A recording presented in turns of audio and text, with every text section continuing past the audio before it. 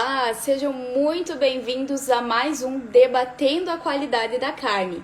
Aqui nós conversamos então em como dominar o controle de qualidade de carnes. Eu sou a Jennifer Kipper, sou engenheira de alimentos e especialista em qualidade da carne.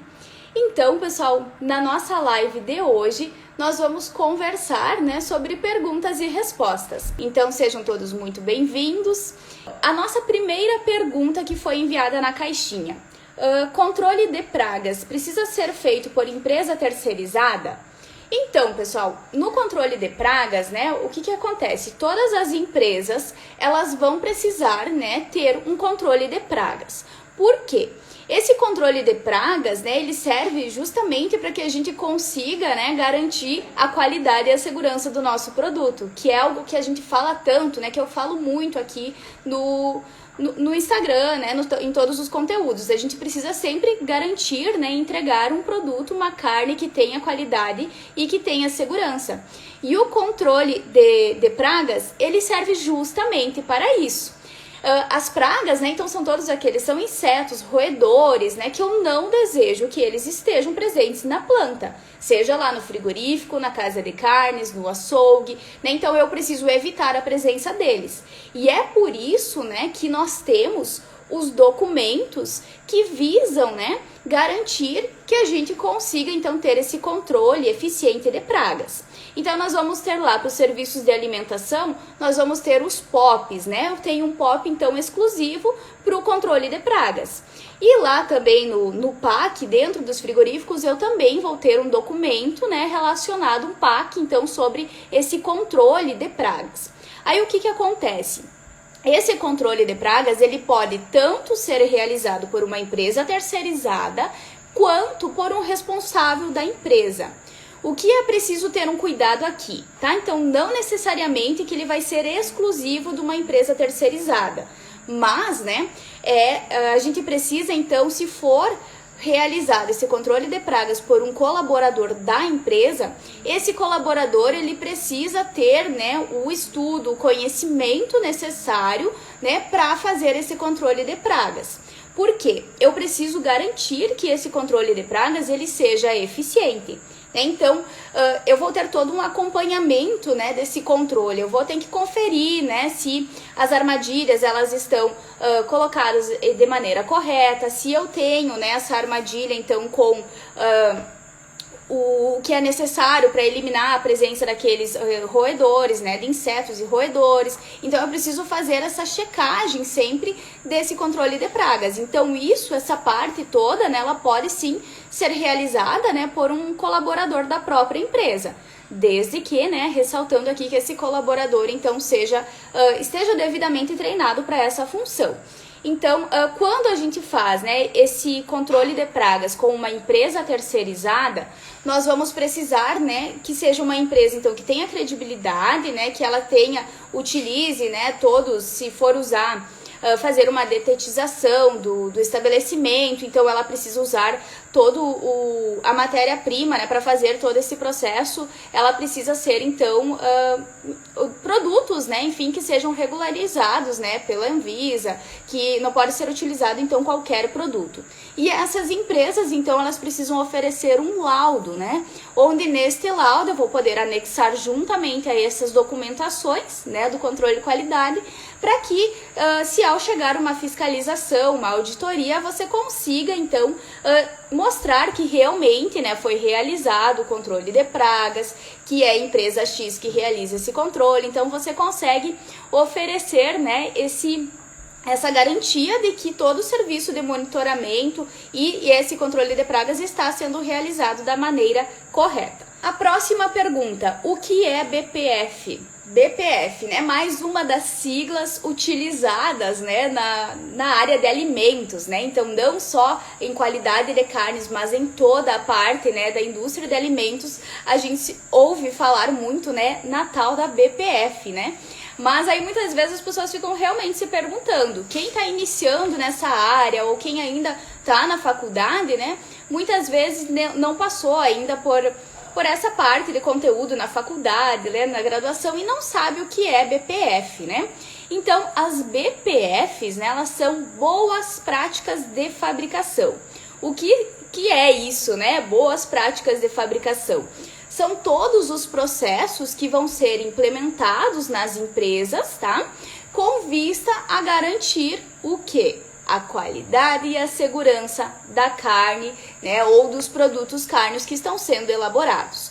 Então, o objetivo das boas práticas de fabricação, né, das BPFs, é de oferecer este produto, então, que tenha qualidade e que tenha segurança, um produto que seja inócuo, né? Então, as boas práticas de fabricação, elas vão estar associadas a todo o processo produtivo.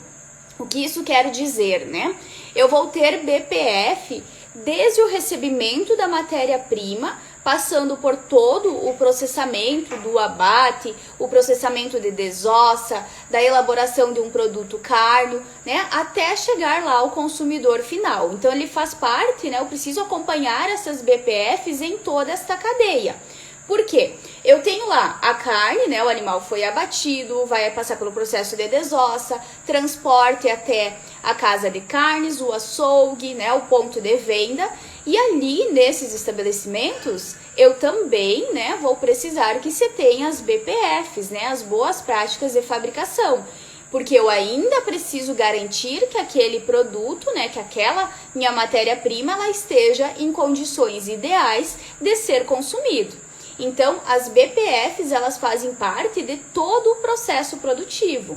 Então, eu vou aplicar, né, BPFs relacionados, então, aos colaboradores, né, aos manipuladores de alimentos, relacionados aos processos de higienização das empresas, dos utensílios, a própria planta, né, como que é a estrutura, né, toda a estrutura do estabelecimento em que o alimento é processado, eu também vou estar verificando se ele atende, né, aos requisitos de boas práticas de fabricação, que nada mais é, então, do que eu garantir condições ideais de processamento, tanto, então, do local, quanto também dos colaboradores que vão estar envolvidos, né, na realização de todo esse processo. Então, as BPFs, elas são muito importantes porque sem elas eu não consigo garantir um produto com qualidade e com segurança. Então, elas visam, né, justamente para que eu consiga evitar, né, as famosas DTAs, né, que são as doenças transmitidas por alimentos. Então, é através das boas práticas de fabricação que eu vou conseguir, né, evitar que o meu produto tenha um contaminante físico, que ele tenha um contaminante químico, que ele tenha ainda um contaminante de ordem microbiológica e também, né, eu consigo evitar a contaminação cruzada. E dessa forma, né, todo o produto que está sendo elaborado, né, produzido, ele vai ser entregue, então, dentro dos padrões de qualidade, né? Esses padrões, então, eu vou precisar cuidar. Quando a gente fala, então, em carnes, em produtos cárneos, eu vou precisar garantir, né, que essa carne, então, seja mantido todo o processo da cadeia do frio, por exemplo. Eu preciso assegurar que após o processo de abate, onde eu tenho uma carne que ela tem, né, uma grande quantidade de água, ela é um produto que ela se deteriora com facilidade, com rapidez, né? Não é que nem outros produtos desidratados, produtos secos, que tem uma durabilidade muito grande. A carne, a gente sabe, né, que nós trabalhamos com ela com um tempo muito reduzido. Então, a carne refrigerada, 4, 5, 6 dias, 7 dias no máximo, né? A carne embalada a vácuo vai ter uma durabilidade, então, um pouco maior. Mas eu trabalho, né, com um tempo muito limitado de vida de prateleira desse produto. Então, eu preciso, né, sempre garantir que, através das boas práticas de fabricação, de todo esse controle, de todos os documentos, né, que a gente já falou bastante aqui nas nossas lives também, que tudo isso esteja realmente funcionando, né, da maneira correta, para que assim a gente consiga garantir que a carne vai ser entregue, então, em condições ideais de consumo. Então, boas práticas de fabricação, né, em resumo, né, a sigla é BPF, é Boas Práticas de Fabricação, e vão ser todas essas ações, então, que vão ser realizadas desde lá de um controle de um fornecedor, né, e de todo esse processamento, então, envolvido, certo? do HACCP, o APPCC, numa indústria de carne, qual o maior ponto crítico de controle? Seria no processo de corte ou refrigeração, ou ambas são pontos críticos de controle? Então, Michele, na questão, né, da indústria de carnes, nós conversamos um pouquinho, nós tivemos uma live onde nós falamos exatamente sobre essa questão dos pontos críticos de controle. O que acontece? Ponto crítico de controle, qualquer um deles, tá? Independente se for no processo de corte, se for no processo de recebimento da matéria-prima, né? O que eu definir como um ponto crítico de controle, ele não vai ser mais ou menos importante, tá? Não vai ser maior ou o menor ponto crítico de controle. Quando eu estabelecer dentro do meu processo que determinada atividade, seja lá um processo de evisceração, seja o processo de acondicionamento das carcaças, de refrigeração, o processo de lavagem, né, ou ainda o processo de insensibilização, o que eu garantir, né, o que eu assegurar que aquilo é o meu ponto crítico de controle, eu preciso, né, estabelecer formas, então, de monitorar este ponto crítico de controle. Ou seja, eu vou ter lá os limites, onde eu vou estabelecer o que eu vou monitorar nesse ponto crítico de controle, para que eu consiga, né, justamente evitar, né, que extrapole esse ponto de controle, que ele fique, né, dentro dos limites estabelecidos, para que eu consiga assegurar a qualidade e a segurança daquela carne ou daquele produto carne que está sendo processado. Então, deixa eu ler de novo aqui para ver se eu contextualizei certo a tua pergunta. Qual o maior ponto crítico de controle? Seria no processo de corte ou refrigeração, ou ambos são pontos críticos de controle. Então, aqui mais um pouquinho sobre pontos críticos de controle, então, tá? Eu vou ter, dentro de um processo, como que eu vou definir esses pontos críticos de controle? Então, dentro ali do APPCC, nós temos o que nós chamamos, então, da árvore decisória. É a partir desta árvore decisória que a gente vai estabelecer, então, quais vão ser considerados os nossos pontos críticos de controle. Então, eu posso ter N pontos críticos de controle. O ideal, né, é que eu tenha limitado esses pontos críticos de controle, que eu não comece a colocar em toda etapa do processo como sendo um ponto crítico de controle. Por quê?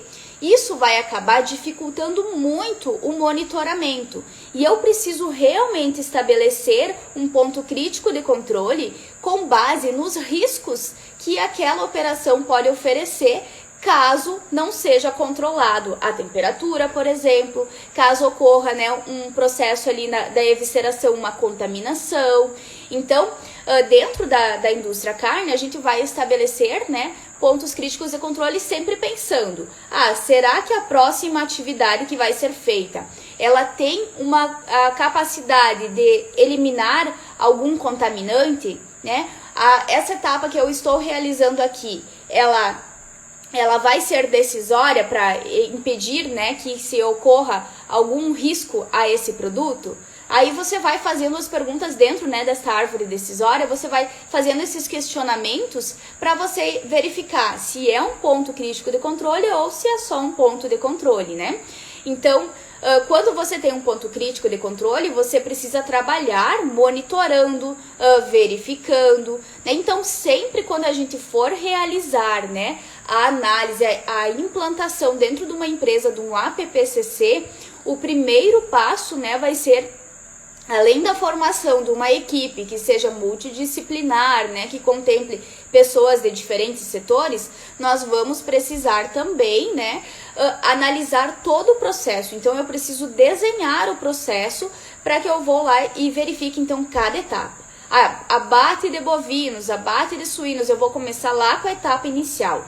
Transporte dos animais, recepção dos animais. E eu uso, então, essa ferramenta, né, da árvore decisória para eu definir se vai ser um ponto crítico de controle ou não, certo? E lembrando, né, que o APPCC, ele é uma ferramenta, né, utilizada para o controle de qualidade, que ela é de extrema importância para as indústrias.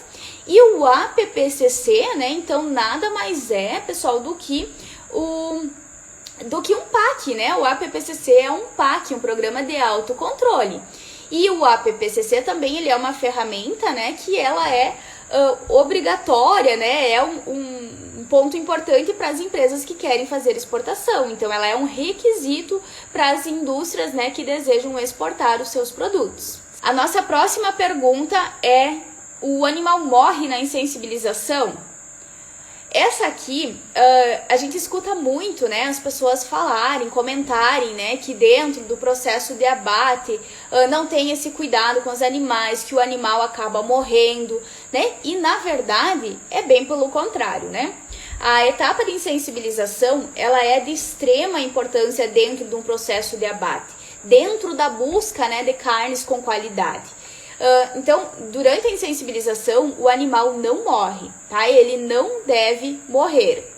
Então, a insensibilização, ela é utilizada, né, com o intuito de garantir, então, um abate humanitário.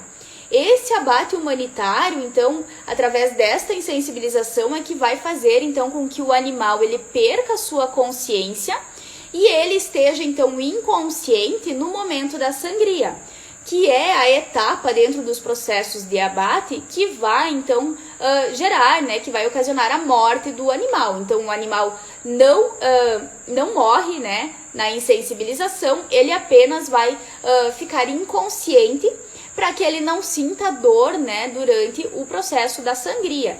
E também, né, para que com tudo isso ele não sofra, né, ele não sinta todo aquele estresse, o que pode ocasionar então em problemas da qualidade dessa carne, né, lá nos defeitos DFD, defeitos PSE, né, que envolvem também os processos pré-abate, né, desses animais. Então, essa etapa da insensibilização ela é de extrema importância para que a gente consiga garantir o bem-estar animal e o abate humanitário. E ao contrário, né, do que a gente ouve muito por aí algumas pessoas falando, né, o animal ele não morre na insensibilização, ele não pode morrer. Aqui então, já que eu falei isso, né, que o animal não pode morrer, é importante, né, reforçar aqui, né, que quando a gente atua, né, no controle de qualidade, os profissionais que estão preparados, né, que dominam o controle de qualidade, eles vão estar preparados para fazer o monitoramento, então, da etapa da insensibilização, né? Então, tá, eu sei, Jennifer, eu estudei, eu fiz lá a faculdade, eu aprendi que o animal não morre na insensibilização. Ok, então, você sabe o que você precisa monitorar nessa insensibilização para saber se o animal está devidamente insensibilizado? Então, a gente precisa trabalhar com essas questões. Eu preciso saber de que forma que eu vou monitorar esse processo de insensibilização, de que forma que eu vou treinar o colaborador para ele preencher as planilhas corretamente. Então, eu preciso analisar todo esse processo, né? Saber, conhecer todas essas etapas para que eu consiga, então, realmente, né, assegurar que aquele animal não vá, né, morrer na insensibilização e sim só na etapa que ele deve morrer, né, que é na sangria, certo? Essa pergunta, se não me engano, é do Gustavo, acho que acabou de entrar, né, Gustavo? Ele me mandou no direct e eu coloquei na caixinha aqui pra gente, pra que eu conseguisse mostrar pra vocês aqui, que é relacionada então ao produto embalado a vácuo, né, perguntando se é um produto de boa qualidade, né, que trabalha em açougue. E nem sempre, né, esse produto que é comprado, ele não tem uma boa qualidade, né? Então, às vezes, ele tem mau cheiro e às vezes era mau cheiro e um gosto, né, também forte, né? Se não me engano. Então, a pergunta é relacionada, então, à carne embalada a vácuo. Então, gente, carnes embaladas a vácuo, né? Isso é uma ótima, um ótimo produto a ser oferecido ao consumidor, tá? A carne embalada a vácuo, a gente consegue manter ela por uma durabilidade por um tempo maior. Então, essa carne embalada a vácuo, essa embalagem diferenciada, né, ela veio justamente para a gente conseguir, então, garantir, né, que aquele produto ele vai manter as suas propriedades sensoriais, né, a sua cor, o sabor, né, a maciez desse produto por um tempo maior. Então, essa é uma tecnologia que nós temos, né, na área de carnes e que ela visa, então, aumentar a durabilidade do produto. Então, o que acontece quando eu tenho uma carne que é embalada a vácuo, né? Nós vamos retirar o ar, né, o oxigênio. Retirando o oxigênio, então, eu vou ter alteração da cor dessa carne, né? Eu vou ter também ali alteração tanto da questão do odor.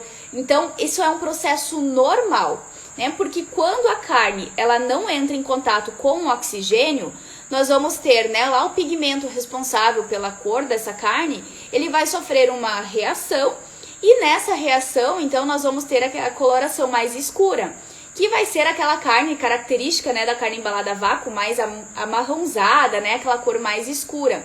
O que faz muitas vezes, né, que o consumidor rejeite essa carne. Então nós precisamos trabalhar bastante, né, quem trabalha ali com casas de carnes, com açougues, os próprios frigoríficos que trabalham com cortes embalados a vácuo, é a gente mostrar ao consumidor o porquê a carne está dessa cor, ou, né, para ser mais fácil o entendimento, é mostrar, né, a esses consumidores que aquela carne ela não está estragada, que isso é um processo normal e que assim, né, que essa embalagem for aberta, né, onde ela vai entrar em contato com oxigênio de novo, nós vamos ter uma reversão dessa cor da carne. E ela volta a ter a coloração, então, se é a carne bovina, né, aquele vermelho mais brilhante, então ele retoma, né, as suas características iniciais de cor, né, o odor ele também vai ser amenizado, né, que ele fica realmente um odor mais forte, essa coloração mais escura. Por quê? Eu retirei o oxigênio, essa carne está embaladinha, né, como está acontecendo um processo de maturação. E dentro desse processo de maturação, nós vamos ter, a carne tem muitas enzimas, tá? E essas enzimas todas, elas vão atuar nessa carne, né? Então, essas enzimas, elas vão atuar, então, proporcionando uma maior maciez da carne, que ela começa a degradar os tecidos da carne. Então, ela vai proporcionar uma maior maciez a essa carne e também odor e sabor, né, diferenciados. Só que, pessoal, é importante aqui, né, falarmos, então, dentro das carnes embaladas a vácuo, que é, então, uma alternativa muito boa, tá? É importante que se use essas embalagens, porque elas conservam por mais tempo. É importante, então, passarmos essas informações para os consumidores de que aquilo é um processo normal, tá? Que ela vai alterar a cor e tudo mais, que vai ser enzimas, né, calpaínas, catepsinas, que vão atuar nessas carnes. E também, né, é importante aqui que a gente tenha, assim, alguns cuidados, né? Quem trabalha com essas carnes, com esses tipos de cortes sendo oferecidos, nós precisamos ficar atentos a qual embalagem está sendo usada, se realmente o processo de vácuo ele está funcionando, né? Porque não adianta eu dizer que eu tenho um produto embalado a vácuo e ele não ter, né, esse vácuo suficiente para assegurar todas essas características sensoriais do produto.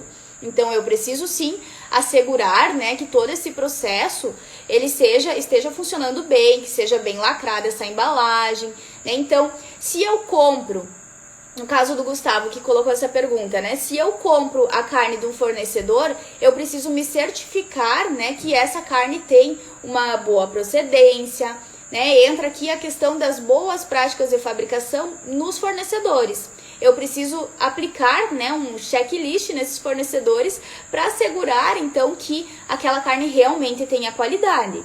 Que pode acontecer do fornecedor entregar uma carne que está fora do prazo de validade, né? Então eu preciso cuidar todas essas características, como que está o aspecto visual dessa carne que eu recebo, tem muito líquido nessa embalagem. Se ter presença, por exemplo, de muito líquido nessa embalagem, isso pode significar, então, né, que talvez essa carne passou por uma oscilação de temperatura, que a gente teve uma alteração lá da cadeia do frio dessa carne e ela não foi acondicionada na temperatura ideal. E dessa forma, né, eu posso ter um produto já que em vez de manter as suas características sensoriais e a sua segurança, ele pode sim começar a sofrer processos de degradação e essa carne sim, então pode estar em condições que não seja adequada de consumo. Então, nós precisamos sempre analisar tudo, né, todo esse processo, para que realmente a gente se certifique de que aquela carne está então em condições ideais. O vácuo também evita a contaminação, né, e não deixa as bactérias se proliferar. Exato, Diana, isso, exato, né? A embalagem a vácuo, então, ela é excelente, né? Ela é uma forma de aumentar a durabilidade do produto. Que quando eu retiro o ar, né, eu não vou ter, os micro-organismos, né, não vão conseguir se desenvolver, né, eu tenho a garantia, a qualidade e a segurança por um tempo muito maior, né, porque além de eu evitar todo esse processo da proliferação das bactérias, a contaminação, eu ainda aumento, né, essa vida de prateleira justamente por isso, né, porque eu proporciono um ambiente em que eu consigo aumentar, né, a durabilidade em dias daquele produto, além ainda, né, dele poder oferecer esse sabor diferenciado, né, e características diferenciadas desta carne. Mas eu preciso cuidar todo o processo, preciso garantir que essa carne esteja na temperatura adequada, senão, né, eu vou ter o comprometimento, sim, da qualidade e da segurança. Mas a carne embalada a vácuo, ela é ótima, né, então é muito bom. Quem tem essas carnes embaladas a vácuo, isso é um diferencial, tá? Então, a gente só precisa, às vezes, trabalhar com o consumidor essa parte de explicar o porquê isso acontece e que, ao entrar em contato novamente com o oxigênio, aquela carne vai retomar as suas características, certo? Os colaboradores não cumprem o básico. Como fazer um treinamento que seja eficiente? Pessoal, essa questão do treinamento dos colaboradores, né, isso é algo rotineiro dentro das empresas, tá? Seja lá no frigorífico, na casa de carne, no açougue, nós precisamos trabalhar com os treinamentos de forma contínua. De que forma que eu posso tentar otimizar esses treinamentos, né? Eu gosto muito de trazer essa questão de que nós precisamos sempre mostrar a esses colaboradores sempre o porquê. Tá? Então, quando a gente vai passar alguma informação para os colaboradores, desde um preenchimento de planilha, né, qualquer informação que eu tenho para passar ali para o colaborador, qualquer pedido, seja de higienização das mãos, higienização das botas, né, o que for, eu preciso sempre explicar o porquê. Dessa forma, né, falando o porquê ele precisa fazer determinada atividade, as pessoas elas tendem a entender a importância daquilo, né, e elas vão enxergar também o quanto elas estão participando desse processo. Agora, se você chegar a um colaborador e você dizer apenas que ele precisa, tá aqui essa planilha, você precisa anotar a temperatura. Tá? Ok. Você não deu maiores instruções, ele vai lá, ele vai fazer do jeito que ele acha que é certo. Então, ele vai lá na câmera fria, talvez vai anotar uma temperatura, né? E deu, ele anotou, ele fez o que você pediu. Aí, o que acontece? Daí, muitas vezes, você chega lá, né? E aquilo, então, não era o que você esperava. Você precisava que ele tivesse feito o registro da temperatura 4, 7 vezes ao dia e ele não fez, né? Ou ainda, né? Ele não sabendo o porquê, o que acontece? Quando a pessoa não sabe o porquê das coisas, ele não vai ser, né, aquele colaborador que vai ajudar a resolver problemas dentro do dia a dia das indústrias. Então, se a temperatura ela estava acima da temperatura ideal e ele não sabe porque ele está monitorando aquilo e qual é o parâmetro que ele precisa cuidar, simplesmente ele não vai comunicar nada, porque para ele aquilo está normal, e com isso pode surgir uma série de problemas, desde estragar um produto, né, ter problemas bem sérios, então, dentro das empresas. Então, eu já contei aqui, eu acho que mais de uma vez, a história, né, de quando eu estava na Embrapa fazendo meu estágio, mas eu vou contar ela aqui de novo, porque ela é bem importante, porque é justamente relacionada a isso. Eu estava fazendo estágio na Embrapa, a gente estava fazendo coleta de amostras no frigorífico para fazer as análises, né, da avaliação, da alimentação que os animais tinham recebido, enfim, a gente tinha ido coletar amostras, então, relacionadas àqueles animais. E quando a gente estava lá na parte já da refrigeração, né, o moço fazia a medição do pH. Mas ele não sabia o que ele estava fazendo. Ele não sabia nem sequer o que era aquele aparelho lá que ele tinha para medir, né? Ele não sabia qual era o valor que ele precisava ter, né, como base do pH ali das carnes. Então, eu sei que a gente foi conversar com ele, perguntar o que ele estava fazendo, como que era, né? Curiosas, né? Início, graduação, querendo saber como que as coisas acontecem, né?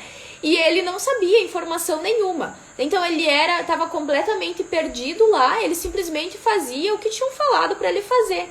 Só que aquele colaborador é um colaborador aí que não pode contribuir, né? Ele não pode dizer, olha, essa carcaça aqui, ela teve o pH acima do ideal, essa carcaça aqui, ela tem, né, o defeito DFD.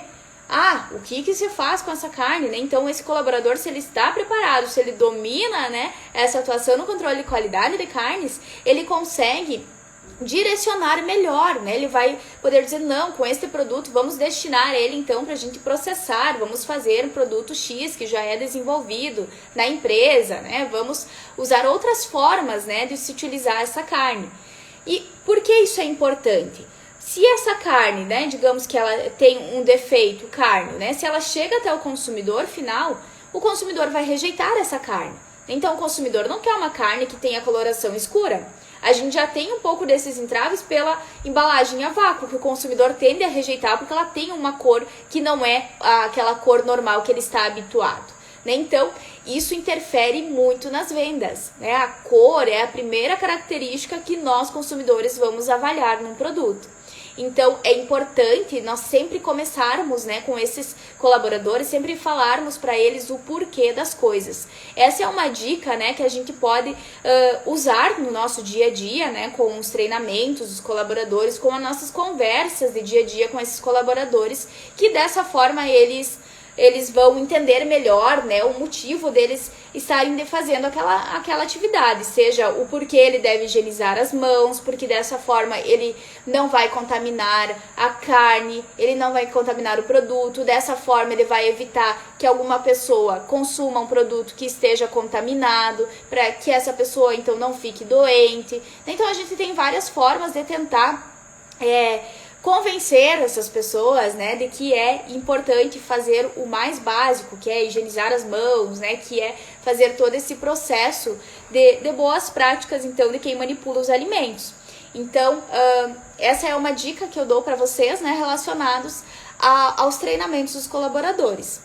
E também, né, vale, né, quando for fazer o treinamento, usar das diversas ferramentas, né, que a gente tem disponível, usar vídeos, fazer testes de SWAB mostrando, né, o quanto se tem de contaminação, né? Então é importante que você use o máximo de informações disponíveis para você convencer aquele profissional que é importante que ele exerça, né, essas atividades, por mais básicas que elas sejam. A vida de prateleira da carne embalada a vácuo é de 60 dias?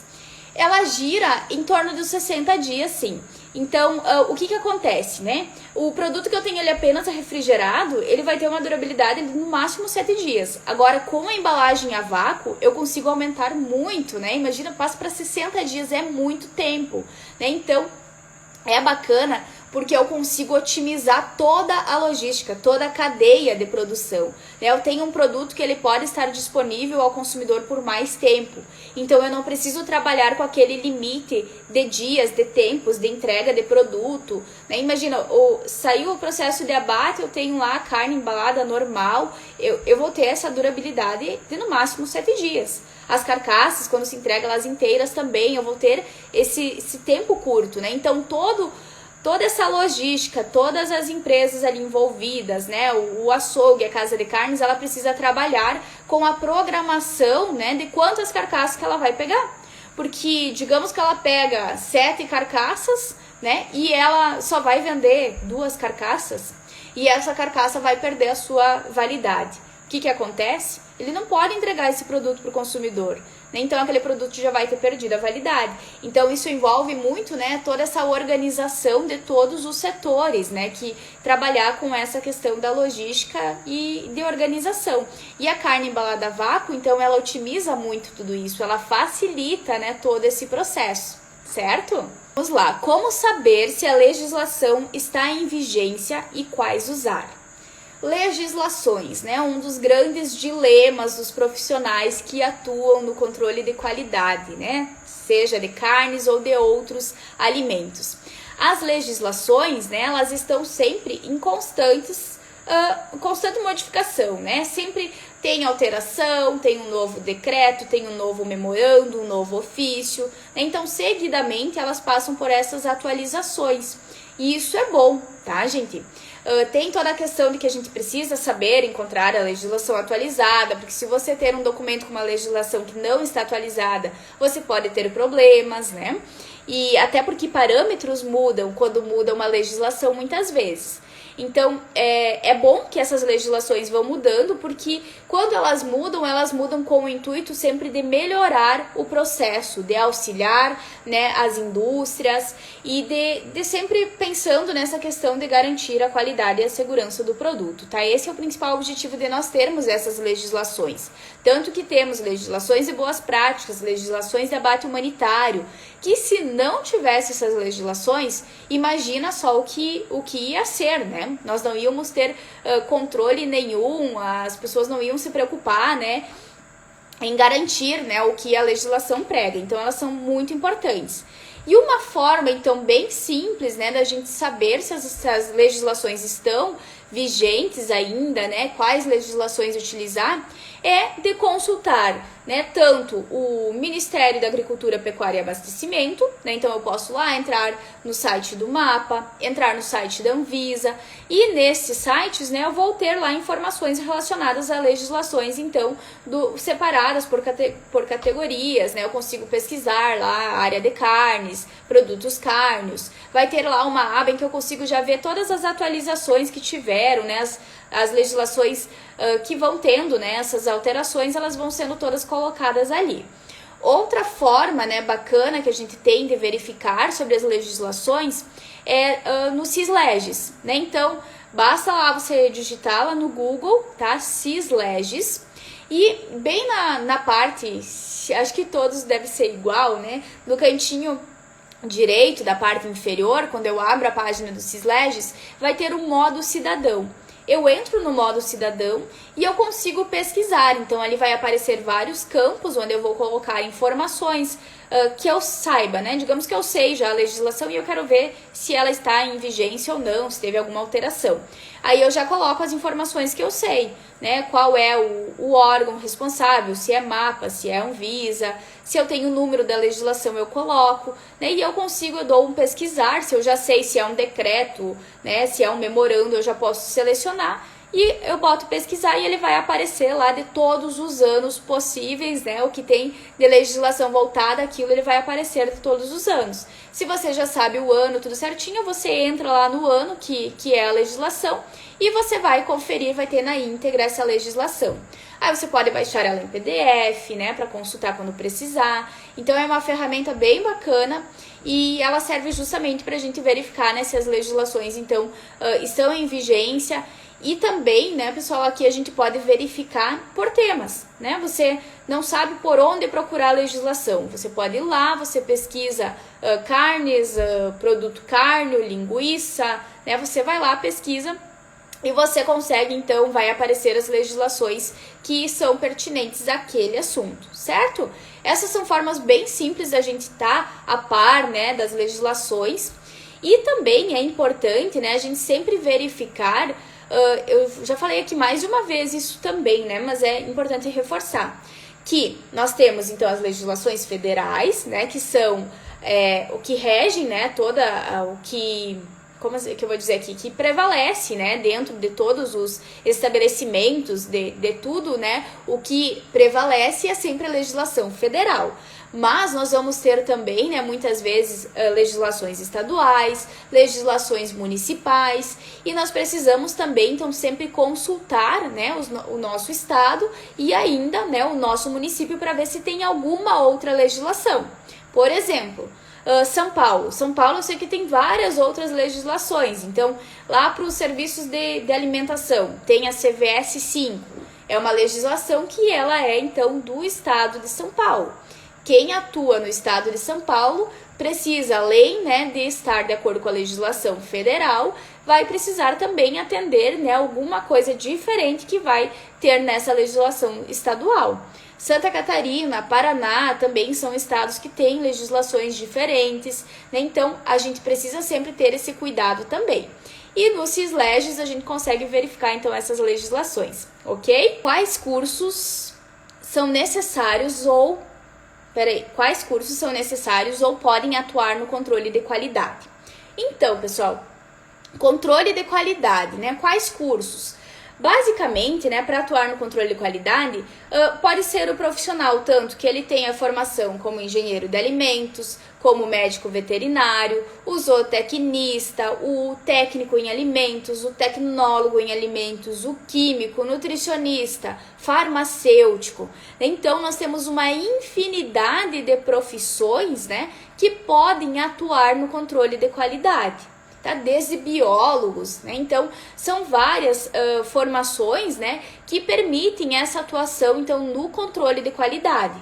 Inclusive, né, alguns frigoríficos, por exemplo, né, eles contratam para atuar, por exemplo, como monitor do controle de qualidade, eles contratam profissionais, né, que não necessariamente, né, têm a exigência de se ter uma graduação. Né? Às vezes eles vão pedir algum curso, né, sobre controle de qualidade, às vezes nem isso, né, o requisito é ensino médio, né, então isso pode acontecer. Mas no geral, então as profissões, né, os cursos seriam todos esses que eu mencionei e provavelmente devem ter mais alguns. Zootecnista, não sei se eu coloquei aqui também pode atuar, né, então hoje são várias profissões que permitem essa atuação no controle de qualidade. Então, o que é importante aqui? Nenhuma, né, dessas profissões, desses cursos, ele vai abranger tudo que você precisa para, né, dominar o controle de qualidade. Então, é importante que a gente busque sempre, né, o conhecimento além da faculdade, né, além da graduação, para que a gente consiga, né, ser aquele profissional que não vai estar lá só medindo, né, aquele pH sem saber o que é aquilo realmente, né? Então, é sempre importante que a gente busque, né, um conhecimento além e não necessariamente só sobre esse assunto, tá? Então, que a gente vá buscar outros, estudar sobre vendas, estudar sobre processo, estudar sobre ferramentas da qualidade, né? Então, isso é importante a gente buscar esse conhecimento além, para que sim a gente consiga, né, ser aquele profissional que as empresas buscam, que é aquele profissional que sabe resolver, né, os problemas que ela enfrenta, certo? Então, os cursos necessários, eles vão ser a graduação, né? Dependendo, então, do estabelecimento, ele não vai exigir que se tenha essa graduação, mas a maioria das empresas, ela já está, né, fazendo contratações apenas de pessoas que tenham um nível superior, né, ou ainda elas exigem que tenha conhecimento em Excel. Isso é uma coisa que eu vejo muito, né, quando eu vejo as vagas, então, de atuação no controle de qualidade, que a pessoa tenha o conhecimento em Excel. Então, isso também é uma coisa que as empresas exigem, né, e aqui é importante conversar um pouquinho com vocês que muitas vezes, né, quem está procurando, né, algum emprego nesta área, né, está procurando atuar no controle de qualidade, é importante, então, que vocês não se limitam a apenas aquilo que a vaga pede, né? Muitas vezes a vaga pode pedir lá um curso X, né, um curso específico de APPCC. Se você não tem esse curso, não se prenda a isso, não deixe de se candidatar a essa vaga, né? Destaque as suas outras qualidades, as suas outras qualificações, né? Com certeza você vai ter muitos outros pontos positivos que você pode abordar nessa entrevista de emprego, certo? E importante também, né, que esse processo de buscar um emprego, né, ele vai ser uma venda, né? Você tá ali vendendo o seu serviço para aquela empresa. Então é você trazer questões, né, do que você pode resolver para ela. Quais são as dores que você está como profissional preparado para ajudar ela no seu dia a dia? E dessa forma, né, muitas vezes a gente consegue, né, essa oportunidade de conseguir esse emprego mesmo sem ter algum curso que a empresa esteja pedindo, tá? Então a gente precisa sim tentar, né, essas oportunidades, independente se você tem aquela formação ou não, porque você consegue então mostrar, né, outras vantagens, outros conhecimentos que você adquiriu, né, ao longo da sua carreira. E também, né, não necessariamente que você precisa ter essa formação para atuar como monitor, mas é importante que você busque um conhecimento, né, para poder ajudar aquela empresa cada vez melhor e também para você poder crescer dentro da empresa. E aqui, né, se você for atuar então como consultor, né, como consultoria ou como RT nos estabelecimentos, né, você precisa Também, então, você precisa sim ter a formação, né, para você atuar nesses casos. O RT, né, o RT ele vai ter que estar registrado nos conselhos, né, então nós temos conselhos para os médicos veterinários, para os engenheiros, né, então nós temos diferentes conselhos, cada um tem as suas exigências, as suas formas de se trabalhar, né, então para você atuar como RT, você precisa estar cadastrado, então, nestes conselhos. E é importante aqui, né, que nos frigoríficos, o responsável técnico, né, ele vai ser sempre um médico veterinário. Então, sempre vai ter um médico veterinário atuando, porque ele faz, então, toda a parte da inspeção ante e pós-morte, né, dos animais. Então, nesse caso específico, precisa ser um veterinário. Tem estabelecimentos, né, maiores que tem tem também o engenheiro de alimentos, tem o zootecnista, né? Mas sempre ele vai ter, então, o médico veterinário e esses outros profissionais também auxiliando em todo esse processo, então, do controle de qualidade. Então, eu sempre digo, né, que atuar no controle de qualidade de carnes, ele oferece uma vasta oportunidade, tá, para nós profissionais dessa área, porque a gente pode atuar tanto lá no frigorífico, a gente pode atuar na casa de carnes, a gente pode atuar no açougue, numa rede de mercados, né? Então, a gente pode, sim, se sair muito bem, tá? Quando o assunto é atuação no controle de qualidade, tá? Então, é uma área que ela está em constante crescimento e nós precisamos, então, estar preparados, né? A gente só precisa estar preparado para agarrar essas oportunidades, certo? Então, acho que eu respondi, né? Os cursos que são necessários ou que podem atuar no controle de qualidade. Você pode citar as normas regulatórias dos programas de autocontrole? Então, Daiane, com relação aos programas de autocontrole, nós tínhamos, né, uma legislação, eu não sei se vou me lembrar exatamente qual é o número dela, do DIPOA, tá? Que é de número 1, que agora ela foi atualizada, tá? E o que acontece? Essa legislação ainda muitas pessoas usam como base porque é ela que traz os programas de autocontrole que são, então, obrigatórios. Aí nós tivemos uma atualização e nessa legislação, então, ela traz, é bem bacana essa legislação, porque ela traz toda a parte, então, do que o fiscal, do que o auditor vai cobrar lá no momento que ele for fazer a sua auditoria. Então, ali tem todos os pontos que ele vai analisar. Essa legislação é bacana, né, que se tenha o conhecimento dela também, mesmo que ela não seja para a indústria, tá? Porque é uma forma de você saber o que o auditor vai cobrar da empresa. E relacionado, então, a cada programa de autocontrole, né, nós vamos ter N legislações, né? Então, como base para desenvolver esses programas de autocontrole, nós vamos ter lá o RISPOA, né, que é a base, né, dos programas de autocontrole, de toda a busca, né, de carnes de qualidade, é o RISPOA, né, que vai nortear tudo isso. Aí nós vamos ter legislações específicas, né, para cada um dos programas de autocontrole. Potabilidade de água, eu vou ter uma, né, boas práticas ali que envolvem manipulação dos colaboradores, eu vou ter outra, né? Então nós temos várias legislações e cada programa de autocontrole vai ter, então, as suas legislações específicas. E lembrando, né, que do RISPOA, por exemplo, né, nós temos também a sua atualização. Então, não que eu deva usar só a atualização, porque ele não foi revogado, tá? O RISPOA de número 9013, ele não foi revogado, então ele continua em vigência e ele é, né, o que a gente chama da Bíblia das carnes, né? Ele é o que rege tudo isso, né? Ali eu vou ter várias informações importantes, desde lá do processo de inspeção, né? Todo esse processo. Então, é importante conhecer o RISPOA. E ele tem a sua nova atualização, então, que é o decreto 10.468, se não me engano, tá? Então, ele veio para complementar e para melhorar, né, algumas questões relacionadas, então, a essa parte de legislação, de fiscalização de todo o processo que envolve as carnes. A destinação do MER, do material especificado de risco, pode ser em caldeira. Aqui no Rio Grande do Sul tem um debate sobre isso. Aqui, então, Daiane, qual é a melhor forma, né, da gente destinar o material de risco, né? A melhor forma que nós temos hoje é a incineração, tá? Então, a incineração é a forma com que eu consigo, né, garantir que eu vou eliminar qualquer risco, né, que possa ter. Então, esse seria o ideal, né? Essa destinação, então, realizando a incineração.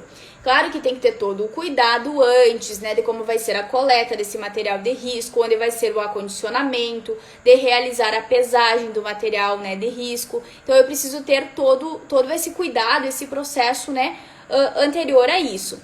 E a forma, então, que nós temos, né, que é utilizada, acho que pela grande maioria, né, dos frigoríficos, é sempre a incineração, então. Então, esse é o mais aconselhado, né, que se seja utilizado, tá bom? Então, sempre a incineração ela vai ser mais eficiente. O que acontece às vezes é que nem todos os frigoríficos eles têm a possibilidade de fazer a incineração.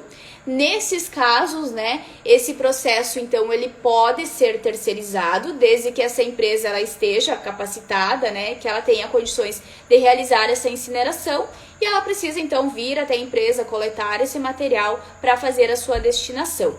E é importante, né, que no programa de autocontrole eu coloque, né, eu estabeleça toda a forma como que é realizado. Isso é o mais importante. Então, às vezes, a forma como você vai acondicionar o material de risco quando você está coletando ele, se vai ser em caixas, se vai ser em sacos, né? Tudo isso é importante que seja colocado no programa de autocontrole, como que esse processo é realizado. Tá? Não precisa querer inventar nada, tá? Pode ser o processo mais básico, desde que ele funcione e que ele seja colocado, então que ele esteja descrito e que essa descrição do programa de autocontrole ela funcione na prática, certo? Bom, pessoal, então, para a nossa live de hoje era isso. Obrigada a todos vocês que estavam aqui comigo e um grande abraço para vocês.